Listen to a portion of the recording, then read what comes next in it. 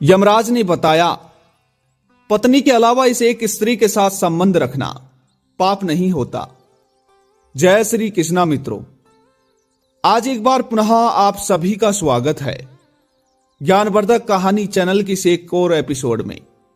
बंधुओं, एक बार देवर्षि नारद नारायण नारायण का जप करते हुए अंतरिक्ष के मार्ग से यमलोक पहुंच जाते हैं।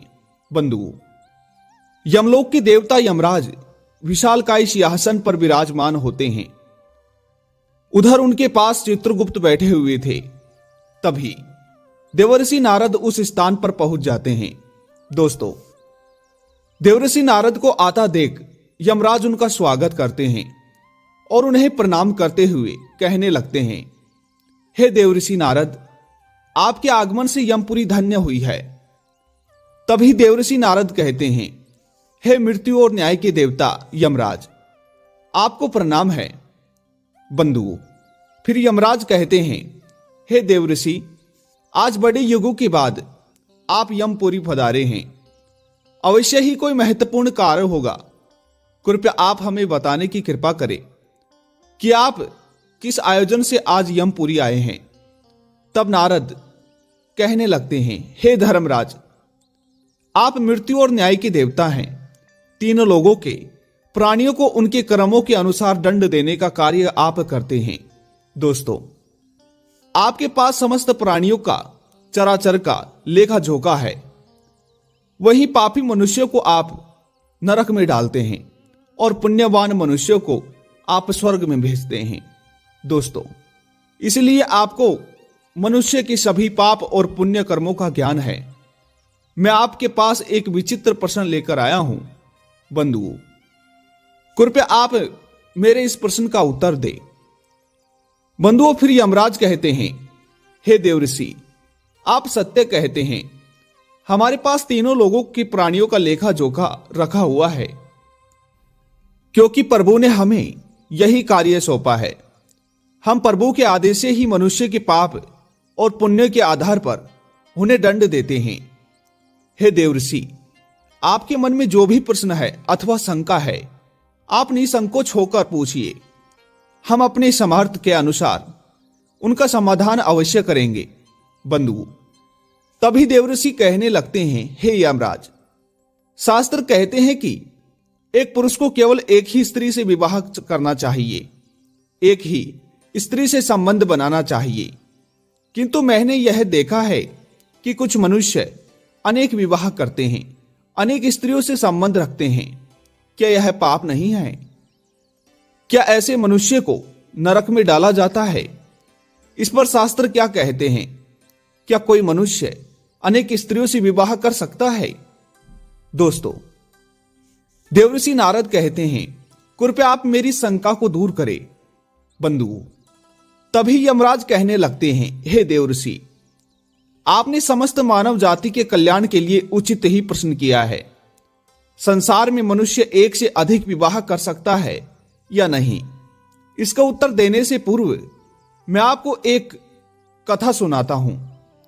इस महान कथा में आपको सभी प्रश्नों के उत्तर मिल जाएंगे, इसलिए आप इस कथा को अवश्य ध्यान से सुने। बंधुओं, जो भी इस कथा को ध्यान से सुनता है, यमराज उसके 32 अपराध माफ कर देते हैं। बंधुओं, फिर नारद जी कहते हैं, हे धर्मराज, आप उस कथा को अवश्य कहिए, मैं उसे ध्यान से पूरा सुनूंगा। तभी यमराज नारद जी को वह महान कथा सुनाने लगते हैं। बंधुओं, यमराज कहते हैं, प्राचीन काल की बात है। मध्य देश में एक अत्यंत शोभायाम नगरी थी। उस नगरी के एक अत्यंत गुणवान, बलवान और रूपवान राजा थे, जिनका नाम था धर्मपाल महाराज। धर्मपाल एक न्यायप्रिय राजा थे। उनकी प्रजा उनके न्याय से अत्यंत संतुष्ट थी।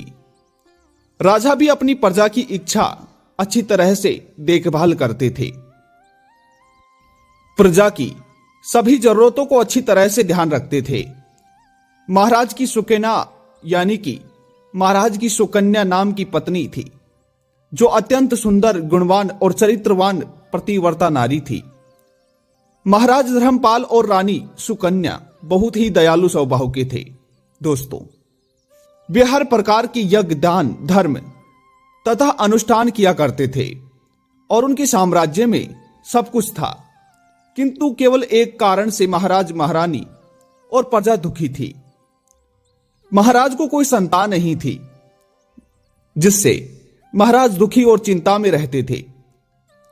प्रजा भी महाराज की ऐसी दशा देख नहीं जा रही थी।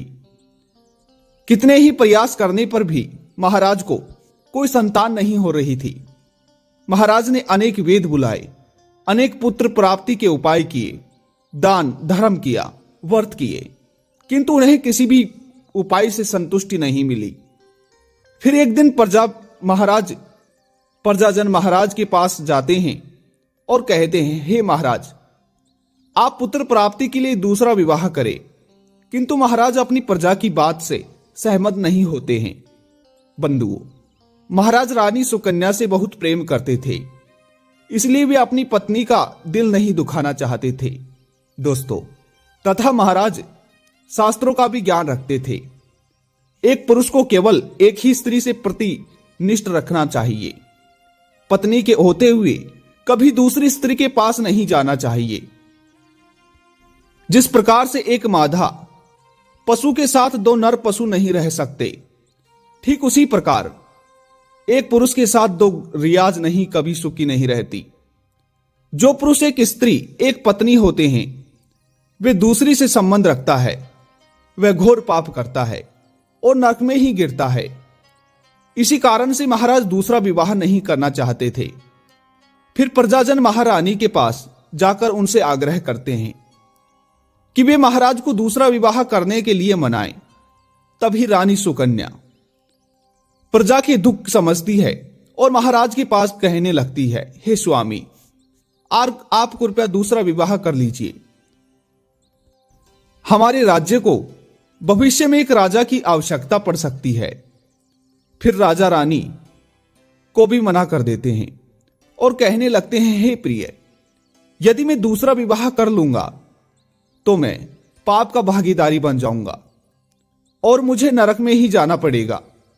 और तुम ही बताओ, क्या तुम मेरे दूसरे विवाह से खुश रह पाओगी? बंधुओं, तभी रानी कहती है, हे स्वामी, आपकी खुशी में ही मेरी खुशी है। मैं मेरी सौतन को अपनी बहन मानकर प्यार करूंगी। कृपया आप निसंकोच होकर विवाह करें और मुझे इससे क्षण मात्र भी दुख नहीं होगा। मैं आपको विवाह के लिए सहमति देती हूं। तभी महाराज कहते हैं, देवी, किंतु मुझे पाप से कौन बचाएगा, जो एक स्त्री के होते हुए दूसरी स्त्री के साथ संबंध रखने से मिलता है। इस पाप से कोई मुक्ति नहीं है। मैं ऐसा घोर अनर्थ नहीं करना चाहता। बंधुओं, उधर स्वर्ग लोक से महाराज कि सभी पूर्वज इस घटनाक्रम को देख रहे थे। वे अपने पुत्र के ऐसे व्यवहार से अत्यंत दुखी थे। यदि महाराज को पुत्र नहीं होगा तो कुल का विनाश ही हो जाएगा। इसी भय से सभी पूर्वज बहुत दुखी हो जाते हैं।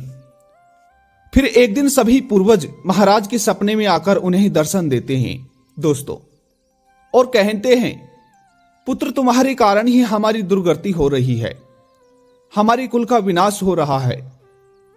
बंधुओं, तभी महाराज अपने पूर्वजों से कहते हैं, हे महात्माओं, मैंने ऐसा पाप नहीं किया है जो आप सब इतने दुखी हुए हो। आपकी आत्मा की शांति के लिए जो भी उपाय हो वह मैं अवश्य ही करूंगा। दोस्तों, तभी भी पूर्वज कहते हैं, हे पुत्र, हमारी मुक्ति का केवल एक ही उपाय है, वह है तुम्हारी संतान।